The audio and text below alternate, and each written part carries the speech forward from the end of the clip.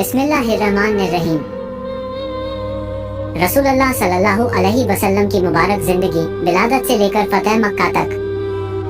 पैगम्बरे इस्लाम हजरत मोहम्मद सल्लल्लाहु अलैहि वसल्लम की मुबारक जिंदगी के पहलू, आपका इनकलाब और दुनिया पर असरात सीरतुन नबी की सीरीज में वाक़ियात की शक्ल में हम पेश करने की कोशिश कर रहे हैं। ये सीरीज मौलाना सादिक हुसैन सरधानवी की किताब आफ्ताब आलम से मखरूज है।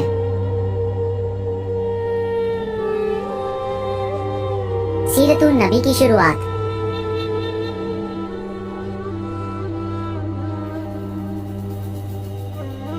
इस्लाम से पहले की जिंदगी कितनी भयानक थी। फिर इस्लाम की किरणें फटती हैं, रोशनी और अंधेरे की कश्मकश शुरू होती है। कुफ्फारे मक्का ने जुल्म व सितम की आंधी चला दी। एक एक मुसलमान का जीना दुश्वार कर दिया गया। तरह तरह की साजिशें हो रही है, कत्ल की धमकियां दी जा रही हैं, इल्जामात लगाए जा रहे हैं।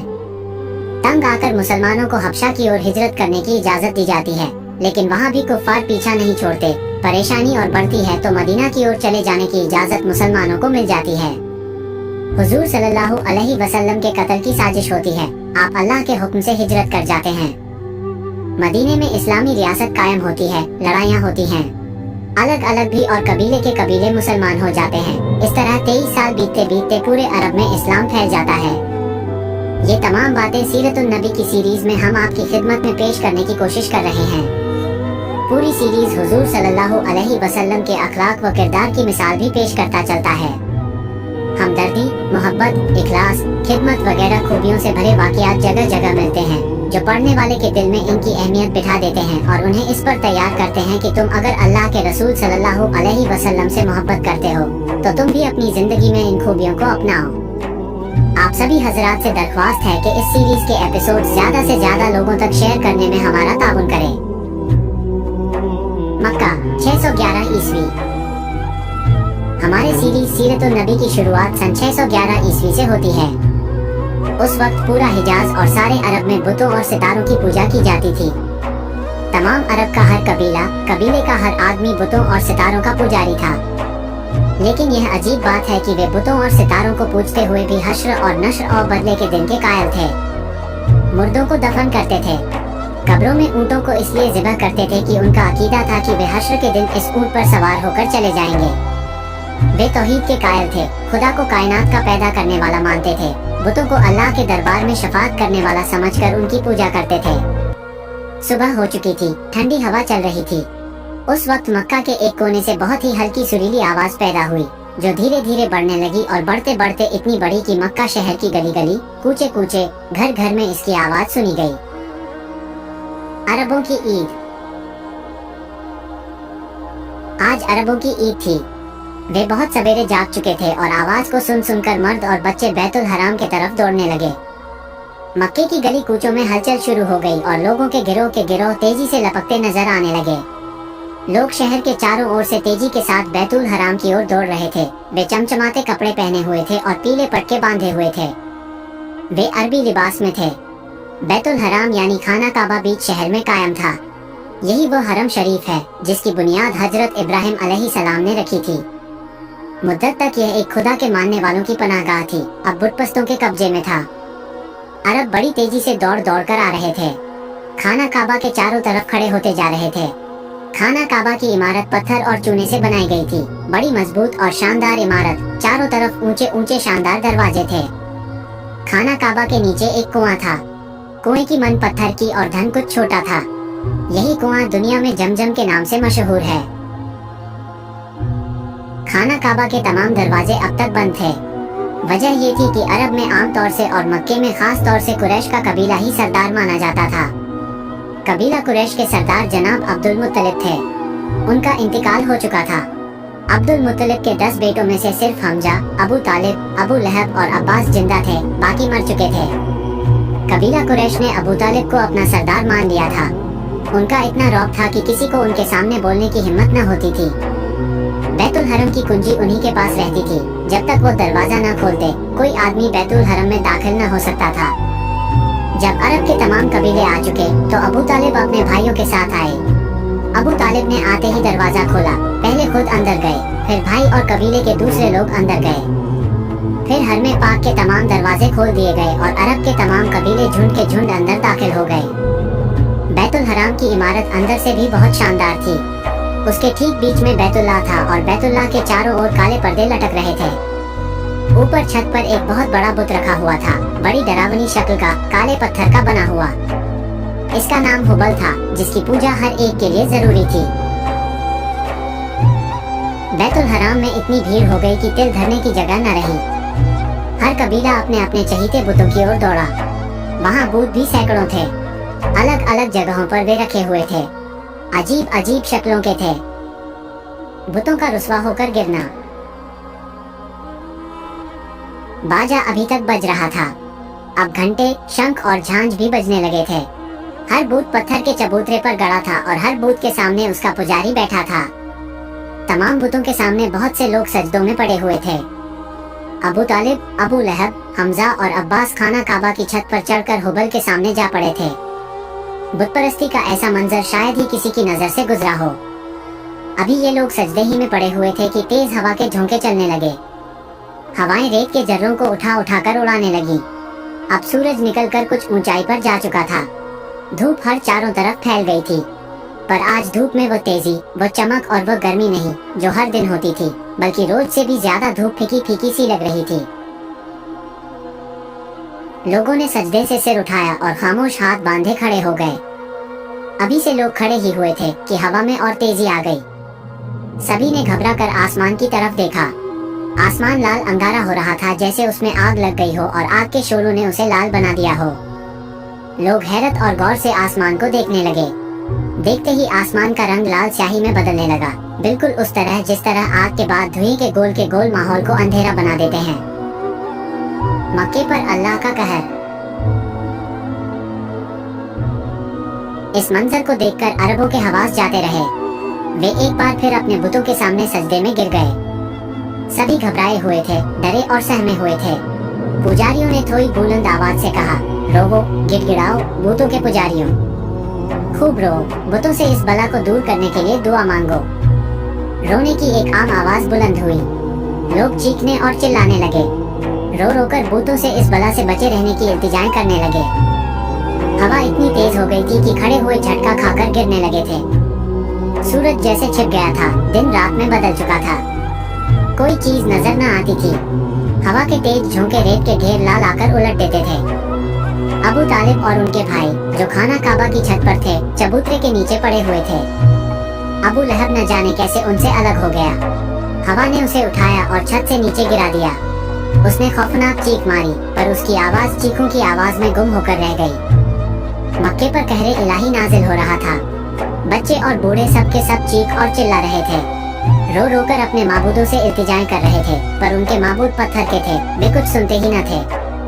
लोगों की घबराहट बढ़ रही थी, उनके दिल कांप रहे थे। यहाँ तक कि वे चीख चीख कर रोने लगे। अल्लाह को उनकी आवाज पर रहम आया। तेज हवा के झोंके कम होने लगे। अंधेरा छटने लगा, उजाला बढ़ने लगा। थोड़ी ही देर में हवा थम गई। गर्द और धूल छट गई। सूरज चमकने लगा। अरबों की जान में जान आई। वे उठ खड़े हुए। अभी ये लोग खड़े हुए थे कि पश्चिम की ओर से एक अजीब किस्म की रोशनी और चमक देखी। लोगों की हैरानी बढ़ गई। इससे पहले उन्होंने कभी ऐसी रोशनी ना देखी थी और न ऐसी चमक। अभी वे हैरान ही हो रहे थे कि एक बूढ़े ने बुलंद आवाज से कहा, ऐ शरीफ अरबो, तुमने इस रोशनी और चमक को देखा। आओ मैं तुम्हें बताऊं कि क्या बात है। ये सुनते ही सब लोग उस तरफ दौड़ पड़े। दुनिया करवट लेने वाली है। बूढ़ा एक ऊंचे चबूतरे पर बैठकर कहने लगा, सब खामोश हो जाओ, ऐसे खामोश कि मेरी कमजोर आवाज तुम में से हर आदमी सुन सके। खामोशी के साथ खड़े सब उस बूढ़े को ताकने लगे। इस बीच अबू तालिब और उनके भाई भी खाना काबा की छत से उतरकर बूढ़े के करीब आ खड़े हुए। उस वक्त बैतुल हराम में मरघट जैसी खामोशी छाई हुई थी। हर आदमी चुपचाप खड़ा बूढ़े को देख रहा था। अबू लहब, जो खाना काबा की छत से नीचे लुढ़क गया था, उसके पांवों पर चोट आ गई थी। वो भी लंगड़ाता हुआ चलकर अबू तालिब के पास आ खड़ा हुआ और बूढ़े को गौर भरी नजरों से देखने लगा। बूढ़ा आदमी अजीब शक्ल व सूरत का इंसान था। उसका चेहरा लंबोतरा, गाल पिचके हुए, हड्डियां उभरी हुई, माथा तंग, आंखें छोटी, अंदर को धसी हुई थी। सिर के बाल सफेद और लंबे थे, जो औरतों की लटों की तरह खजूर के रेशों से गंधे दोनों ओर सीने पर पड़े थे। दाढ़ी नाक तक लंबी थी, मुझे दाढ़ी से मिल गई थी। लम्हें इतनी बड़ी हुई थी कि मुंह को ढककर दाढ़ी से जा मिली थी। इस शक्ल व सूरत को देखते हुए बूढ़ा किसी बन मानुष से कम नहीं लगता था। उसके बाएं हाथ में इंसानी खोपड़ी थी और दाएं हाथ में किसी इंसान के हाथ की हड्डी थी। गले में हड्डियों की माला थी। पहनावा भी अजीब था। एक लंबा जुब्बा जिसका नीचे का हिस्सा ऊंट के ऊन का था, सिर से कंबल लपेटे हुए था। उसकी छोटी छोटी आंखें भीतर को धसी हुई आंखें चिंगारियों की तरह चमक रही थी। उस बूढ़े का नाम अब्रश था। बूढ़ा काहिन भी था और आराफ भी। आपको बता दें कि पीछे की बातें बताने वाले को काहिन कहते हैं और आगे की बातें बताने वाले को आराफ कहते हैं। ये लोग जिन्नों और शयातीन के हवाले से बात करते हैं। बहरहाल तमाम अरब उसे जानता था। उसे लोग पहुंचा हुआ इंसान समझते थे। उसकी बातों पर यकीन रखते थे। अब्रश ने चमकती आंखों से चारों ओर देखा। हर ओर इंसान ही इंसान नजर आ रहे थे। सब खामोश खड़े थे। उसकी ओर नजरें गड़ी थीं। अब्रश ने तेज आवाज में कहा, ए लात व हुबल के पूजने वालों, शायद तुमको याद होगा कि आज से पूरे 40 साल पहले इसी तरह की रोशनी और इसी तरह की चमक एक बार पहले भी देखी जा चुकी है। जिस तरह आज हम तुम सब हैरान हैं, वैसे ही उस दिन भी हुए थे। मुझसे उस दिन पूछा गया था कि यह चमक और रोशनी कैसी है। उस दिन मैं चुप हो गया था, इसलिए कि मेरे इल्म ने जो बात उस दिन बताई थी वो मैं बयान नहीं कर सकता था, और आज मैं बिना पूछे खुद ही बयान करता हूँ। लोग बड़े ध्यान से उसकी बातें सुनने और विचार करने लगे। अब्रश ने कहा, देखो, मेरे हाथ में यह इंसान की खोपड़ी है और यह हाथ की हड्डी है। मैंने इन्हें उस मैदान में पाया था जहाँ बनु बकर और बनु तगलब जैसे जबरदस्त कबीलों की लड़ाई पूरे 40 साल तक जारी रही। मुमकिन है कि दुनिया इस लड़ाई को जहालत का करिश्मा बताए, लेकिन अरब जानते हैं और अच्छी तरह जानते हैं कि यह जहालत की लड़ाई न थी, बल्कि खुददारी और इज्जत और नामूस की हिफाजत के लिए लड़ी गई लड़ाई थी। यह सही है कि हमारे कबीलों में एका नहीं है, वे बिखरे हुए हैं। हर गांव, कस्बे और शहर का हाकिम अलग है, मगर हमारा एका भी मुनासिब नहीं है। जब हम एक हो जाएंगे तो हमें एक दूसरे से दबना पड़ेगा। इससे हमारी खुददारी को धक्का लगेगा और यह बात हमारी रिवायतों के खिलाफ है। अब्रश तकरीर कर रहा था और लोग बड़े गौर से सुन रहे थे। उसने आगे कहा, ए अरब के सपूतों, इस खोपड़ी की ओर देखो। इस खोपड़ी ने मुझे आगे की बातें बता दी हैं। दुनिया करवट लेने वाली है, एक बड़ा इनकलाब होने वाला है। हमारे माबूदों को रुस्वा किया जाने वाला है। गैरतमंद अरबों, क्या तुम अपने खुदाओं की जिल्लत पसंद करोगे? हर ओर से आवाजें आईं, कभी नहीं, हरगिज नहीं, जिंदगी की आखिरी सांसों तक नहीं। अबू लहब के पैर में चोट आ गई थी, तकलीफ थी। वो अच्छी तरह खड़ा ना हो सकता था। हमजा के कंधे पर हाथ रखे खड़ा था। उसने चिल्लाकर कहा, हम अपने माबूदों को जलील करने वालों के सिर तोड़ देंगे, मर जाएंगे, पर अपने खुदाओं की जिल्लत गवारा न करेंगे। अब्रश ने कहा, यही होना चाहिए। जिन माबूदों को हम और हमारे बाप दादा पूछते रहे हैं, क्या हम ऐसे ही बेहिस, ऐसे जलील कमीने हो जाएंगे कि उनकी जिल्लत गवारा कर लेंगे? लात व उज्जा की कसम, हरगिज नहीं। सच्चे माबूदों के पुजारियों, सुनो, आज से 40 साल पहले रात को ऐसी चमक और रोशनी देखी गई थी जैसी आज देखी है। वो रात बड़ी डरावनी थी। उस रात को हमारा माबूद हुबल मुंह के बल गिर पड़ा था। जब हम सब ने उठाकर उसे कायम किया तो वो खड़ा न रह सका और फिर गिर पड़ा। हमने फिर उसे खड़ा किया, लेकिन वो फिर भी न खड़ा हुआ और तीसरी बार भी गिर पड़ा। ये सब बातें आप सब लोगों को अच्छी तरह याद होंगी। अबू लहब ने कहा, अच्छी तरह याद है। तमाम हिजाज और सारे अरब पर उस दिन हैबत छा गई थी। उस रात को आसमान पर बहुत ज्यादा गैर मामूली तौर पर सितारे टूटते हुए देखे गए थे। आसमान में अजीब किस्म की रोशनी और चमक भी देखी गई थी। उस रात को सुबह सवेरे हमारा सबसे बड़ा खुदा खुद मुंह के बल गिर पड़ा था। जब हमने उसे उठाकर खड़ा किया तो वो कांप कर फिर गिर पड़ा।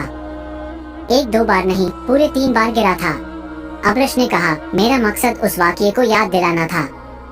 सुनो, उस रात को सुबह सवेरे वो हस्ती वजूद में आई जिससे हमारे माबूद जलील व रुस्वा होंगे। आज उसकी उम्र पूरे 40 साल हो गई है। इस खोपड़ी ने मुझे ये बताया है कि अब तक वो इंसान गुमनाम था, अब वो जाहिर होगा, बूतों के खिलाफ तकरीरें करेगा, बुत परस्ती से मना करेगा, खुदा परस्ती की तालीम देगा। आओ रो, खूब दिल खोल कर रो। हमारे माबूद भी हमसे रूठ जाएंगे, दुनिया अनदेखे खुदा के सामने झुक जाएगी। कैसा होगा वो जमाना? अब्रश की आंखें भीग गईं। मजमे में से अक्सर लोग रोने लगे। अबू जहल ने कहा, मुकद्दस हबल की कसम, मैं हर उस आदमी को कत्ल कर डालूंगा जो अनदेखे खुदा को सजदा करेगा। अब्रश ने कहा, काश तुम ऐसा कर सकते। पर यह खोपड़ी कहती है कि ऐसा न कर सकोगे, देखोगे अपनी आंखों से अपने माबूद की जिल्लत। हमजा ने पूछा, है उपाय उससे बचने का? अब्रश ने कहा, है क्यों नहीं। पहले तो आपस के झगड़े बंद करो, तमाम कबीले एक हो जाओ और वायदा करो कि खुदा को मानने वाले की जोरदार मुखालफत करोगे, चाहे वो कोई भी हो, किसी कबीले का हो। उसको सताने में कोताही न करोगे और कोशिश करके उसे कत्ल कर डालोगे। अरब में यूं तो बहुत से कबीले थे, लेकिन उनमें से कुछ ही थे जिनका ज्यादा एहतराम किया जाता था। इनमें भी बनी हाशिम की सबसे ज्यादा इज्जत होती थी, क्योंकि खाना काबा का एहतराम तमाम कबीले करते थे। हर कबीले का माबूद बैतुल हराम में था, काबा मक्का में था। मक्का में बनी हाशिम की हुकूमत थी, इसलिए भी यह कबीला और कबीलों से मुमताज माना जाता था। अब्रश को ये ख्याल हुआ था कि उनके माबूदों को जलील करने वाला अगर बनी हाशिम में से हुआ तो बनी हाशिम के दबदबे और रोब की वजह से कोई इस तरफ देख न सकेगा। इसलिए उसने ये चाल चली कि बैतुल हराम में सबसे इकरार लेना चाहा। अरबों की एक खास बात ये भी थी कि जो अहद व इकरार वे कर लेते थे उससे पीछे न हटते थे, चाहे उसमें कितना ही माली और जानी नुकसान क्यों न हो। तमाम अरबों ने झुक झुक कर अपने माबूदों का नाम लेकर अहद व इकरार किया कि वे अपने माबूदों को बुरा कहने वालों को कत्ल किए बिना न छोड़ेंगे, चाहे उनका ताल्लुक किसी कबीले से हो। सबके बाद में अबू लहब ने कहा, काहिन, तुम शायद कबीला बनी हाशिम की ओर इशारा कर रहे हो। मैं वायदा करता हूँ कि अगर ऐसा हमारे कबीले में होगा तो सबसे पहले मेरी तलवार उसके सर पर चमकेगी। फिर अब्रश ने बताया, मेरा ख्याल नहीं, बल्कि मुझे खोपड़ी बता रही है कि माबूदों को बातिल करार देने वाला बनी हाशिम में से होगा।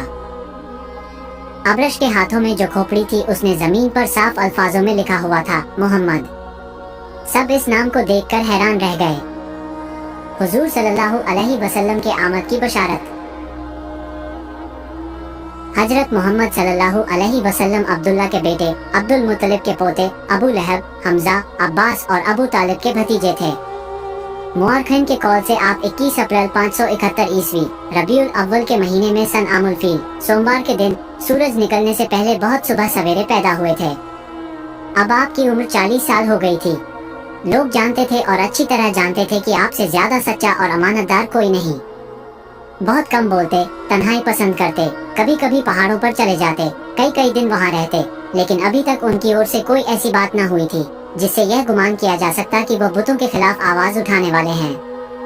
आपके वालिद का इंतकाल आपकी पैदाइश से पहले ही हो चुका था। जब आप 6 साल के हुए, आपकी वालिदा का इंतकाल हो गया। इस तरह आप बचपन ही में बाप और माँ के साए से महरूम हो गए। माँ बाप की वफात के बाद आप दादा की निगरानी में रहे। जब 8 वर्ष 2 माह 10 दिन के हुए तो आपके दादा अब्दुल मुत्तलिब भी इस दुनिया से गुजर गए। अब आपके चचा अबू तालिब आपके वली हुए। आप उनके पास रहकर 40 साल की उम्र को पहुँचे। यूँ तो पूरा अरब आपके अच्छे अखलाक और बर्ताव की वजह से आपको मानता था, लेकिन सबसे ज्यादा अबू तालिब आपको मानते थे। अबू तालिब ने कहा, अब्रश, क्या तुम प्यारे भतीजे पर इल्जाम लगाकर कोई फितना खड़ा करना चाहते हो? हरगिज ऐसा न करो, मैं इसे बर्दाश्त नहीं कर सकता। अब्रश ने कहा, हुजूर, मैं मुकद्दस हुबल की कसम खाकर कहता हूँ कि मैं अपनी ओर से न कुछ कह रहा हूँ न कर रहा हूँ। मेरा इल्म इस खोपड़ी के जरिए से जो मुझे बता रहा है वही कह रहा हूँ। अबू तालिब ने जोश में आकर कहा, तुम झूठे हो, तुमको हमारे खानदान से कोई दुश्मनी है। इस दुश्मनी को गैबदानी के पर्दे में निकाल रहे हो। अब्रश ने नरमी के साथ कहा, ऐ मक्का के सरदार, मेरी यह हिम्मत नहीं है कि हुजूर के खानदान पर कोई इल्जाम लगाऊं। हुजूर के खानदान का पला हुआ हूँ, नमक खा रहा हूँ। मेरे दिल व दिमाग में दुश्मनी का ख्याल तक नहीं आ सकता। जरा सब्र कीजिए और देखिए खोपड़ी क्या कहती है। अबू तालिब खामोश हो गए।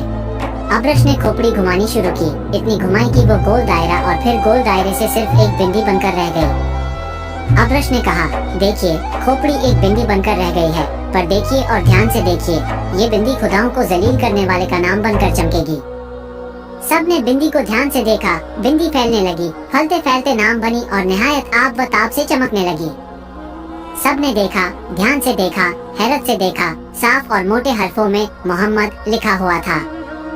अब्रश ने कहा, तुमने देख लिया, अब सुनो, अगर तुम अपने माबूदों को खुश कर लो तो जो फितना पैदा होने वाला है वो दब जाए। अबू लहब ने पूछा, माबूदों को खुश करने का तरीका कौन सा है? अब्रश ने कहा, ये खोपड़ी जवाब देगी। खोपड़ी अभी तक घूम रही थी। अब नाम गायब हो गया था और सिर्फ बिंदी ही बाकी रह गई थी। लोग इस बिंदी को बड़े ध्यान से देख रहे थे। बिंदी फिर फैलनी शुरू हुई और देखते देखते लफ्ज बन गई। سب نے پڑھا، چمکدار لفظوں میں لکھا تھا، قربانی۔